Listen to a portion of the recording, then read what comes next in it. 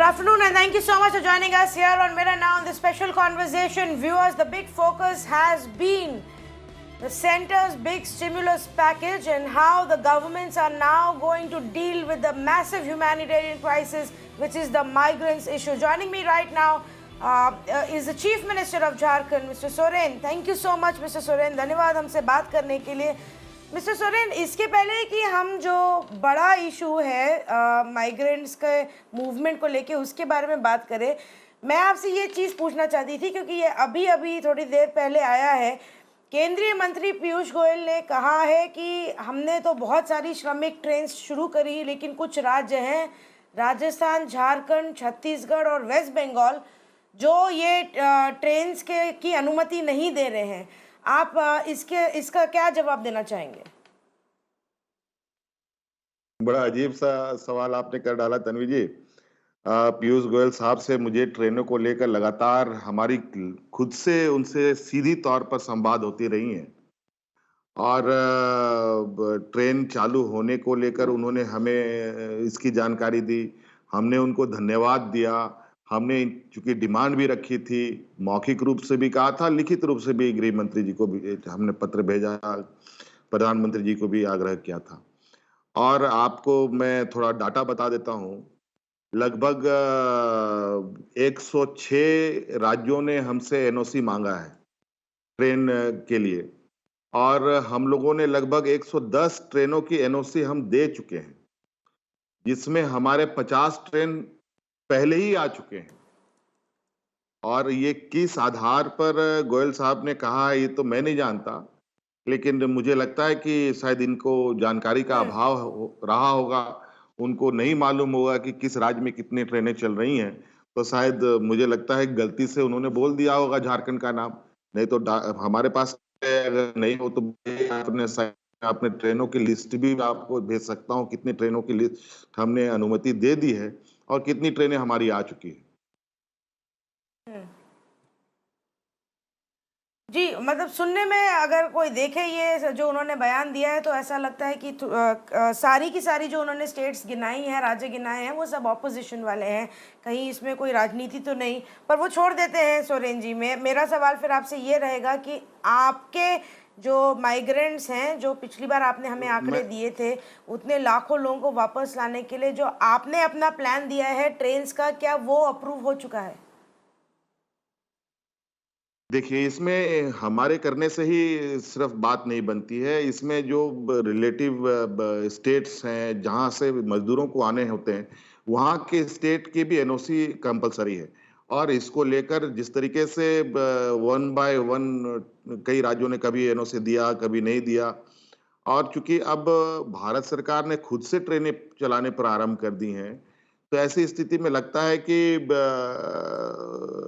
जो मजदूरों के लिए खास व्यवस्था रही है, वो खास व्यवस्था के माध्यम से अब अलग हट करके एक नई व्यवस्था भी भारत सरकार ने शुरू कर दी है. कुछ लिमिटेड ट्रेनों को चलाकर, जैसे राजधानी एक्सप्रेस को चलाया है, बहुत हायर रेट पर लोगों को ले जाया जा रहा है.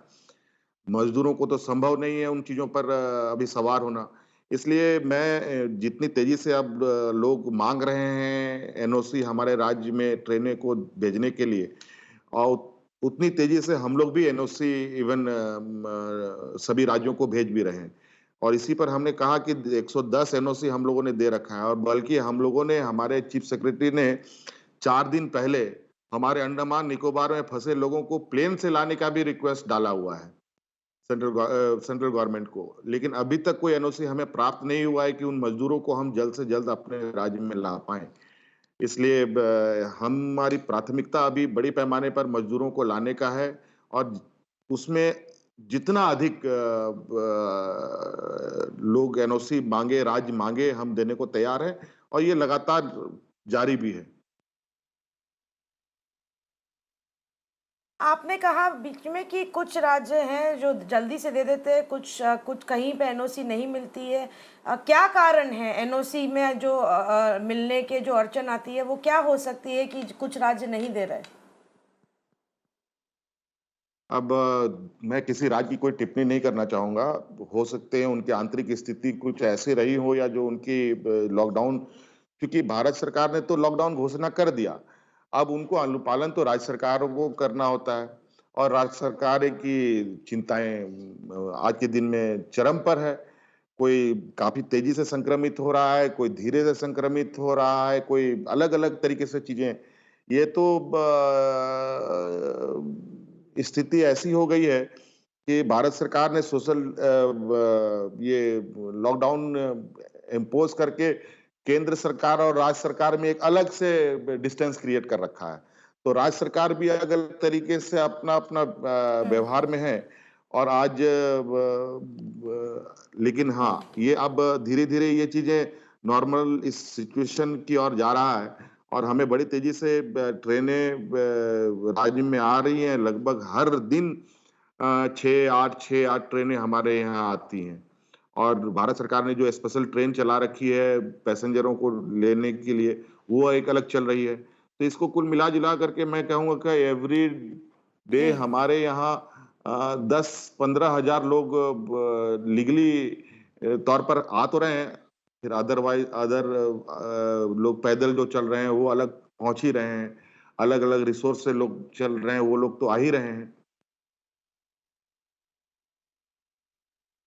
जी, तो मैंने आपसे वो सवाल पूछा सोरेन जी, क्योंकि मैं ये नहीं समझ पा रही हूँ कि अभी तक हम जो लोग चल के आते चले जा रहे हैं उनकी मदद क्यों नहीं कर पा रहे हैं। अगर हमने निर्णय ले लिया है कि ट्रेनें चलेंगी और बसें भी चलेंगी और इतनी बसें खड़ी हैं डिपो में, इतनी ट्रेनें यार्ड में खड़ी हैं, तो हम सबको मदद क्यों नहीं कर पा रहे? अभी भी पूरे देश में आप किसी भी राज्य में चले जाइए, नहीं हाईवे पे लोग चलते हुए पता नहीं नज़र तन्वी आएँगे। जी, तो ये कहाँ हम फेल हो रहे मैं हैं?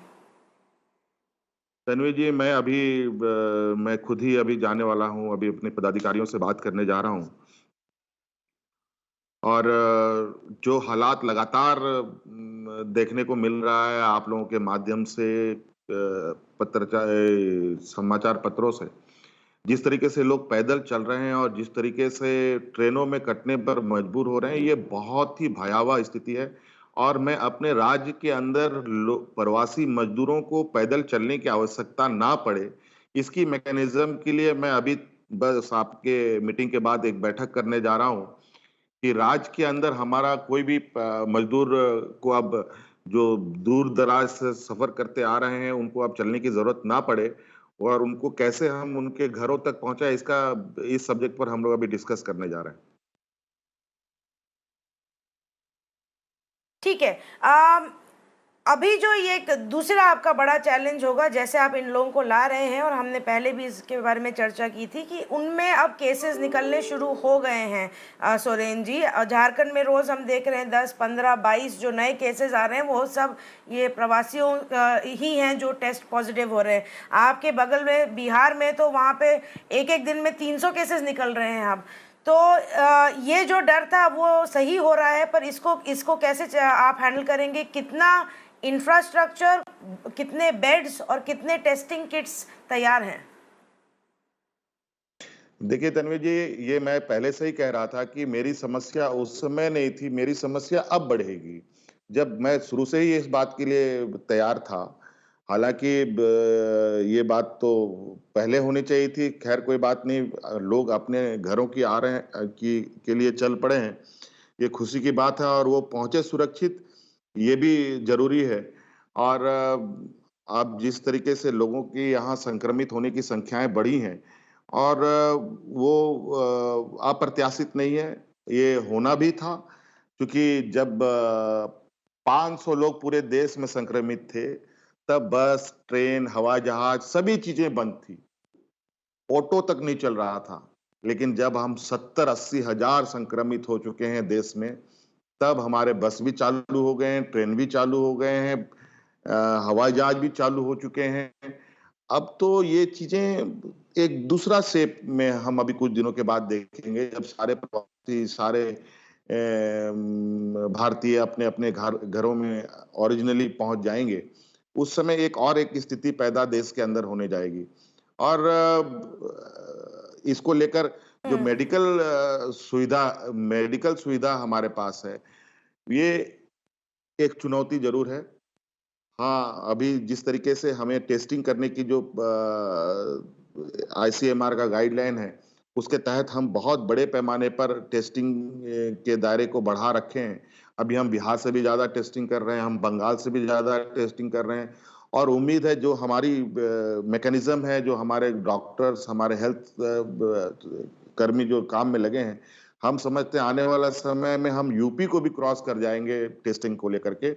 इस रफ्तार में हम कर रहे हैं और वो इसलिए करना चाहते हैं क्योंकि लोगों को हम चिन्हित कर पाएँ और एक जो डायरेक्शन होना चाहिए आगे के लिए कि हमको क्या रूट में जाना है, कैसे प्रोग्राम्स तैयार करने हैं, वो मुझे आसानी होगी और अभी तो लगातार बढ़ रही है, लेकिन हाँ, ये बात खुशी की बात है, कैज़ुअल्टीज़ लगभग नहीं के बराबर है और जो हमारा जो रिकवरी रेट है, वो जी 50% के लगभग है। उससे अधिक ही है। ये एक अच्छा संकेत है राज्य के जी लिए। जी, जैसे आपने कहा अभी तो आपका चैलेंज बढ़ेगा, मुश्किल काम जो है तो अब शुरू हुआ है।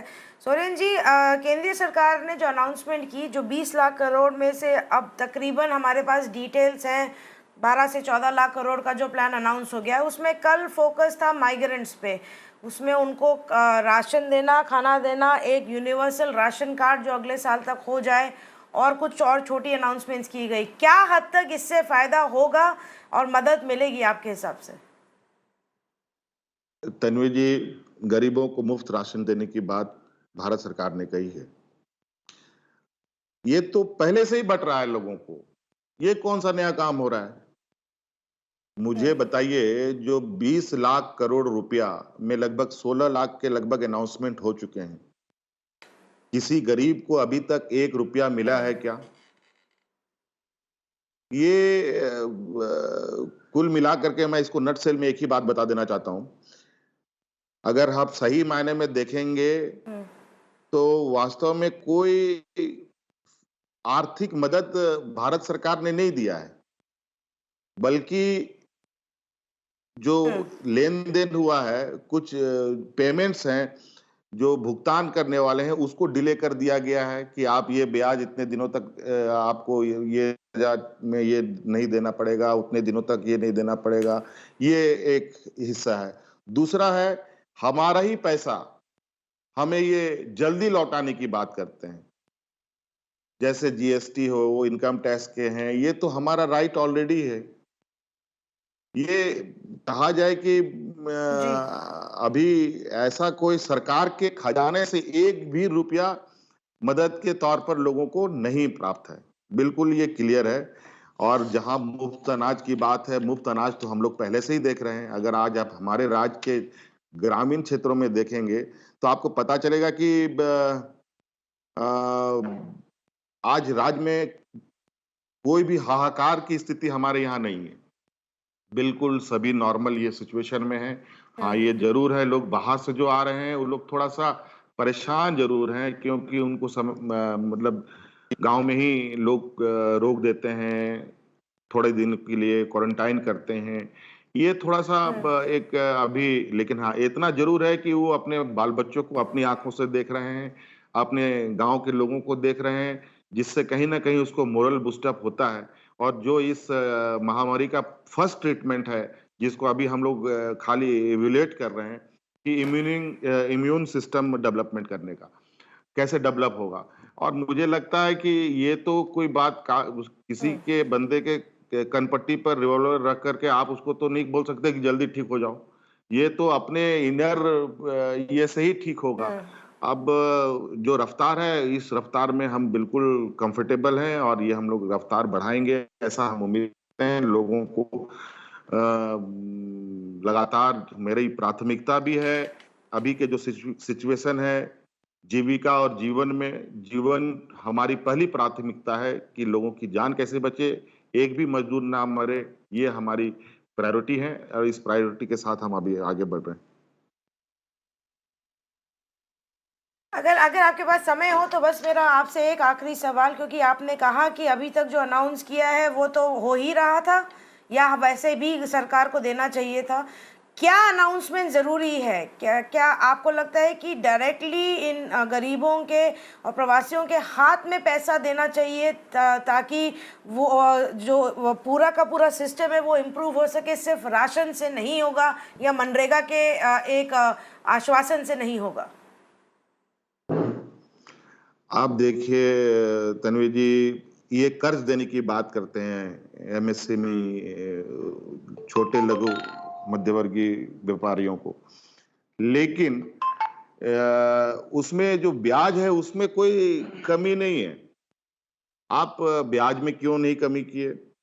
आप को करना चाहिए था ब्याज हुँ। दर में कमी। इनकम टैक्स का जो रेट है उसमें छूट मिलनी चाहिए, वो तो कहीं किसी को नहीं मिला। आज तो किसी का कोई कमा धमा रहा ही नहीं रहा, सभी घर पे बैठे पड़े हैं। और आज ऐसी चीजें तो कहीं देखने को ही आपको नहीं मिल रहा है। कहीं ना कहीं इधर से नहीं तो उधर से आपको आज नहीं कल सरकार को फिर से पैसे बड़े पैमाने पर आपको ये मिलने हैं, वापस ले लेगी। और अभी तक मुझे नहीं लग रहा है कि किसी को बहुत ज्यादा हुँ। अभी तक तो मैं किसी को पूछ भी रहा हूं तो खाली ये एक पैकेजिंग जो 20 लाख का था वो काफी मतलब कहते हैं ना कि हुँ। वो आवाज बहुत साउंड बहुत जोर से किया, लेकिन बिल्कुल उसके अंदर जी। बहुत कुछ रिलीफ करने वाला चीज हमको अभी तक नहीं नजर आया है। अभी देखते हैं आगे क्या होता है, पार्ट बाय पार्ट चीजें हो रही हैं।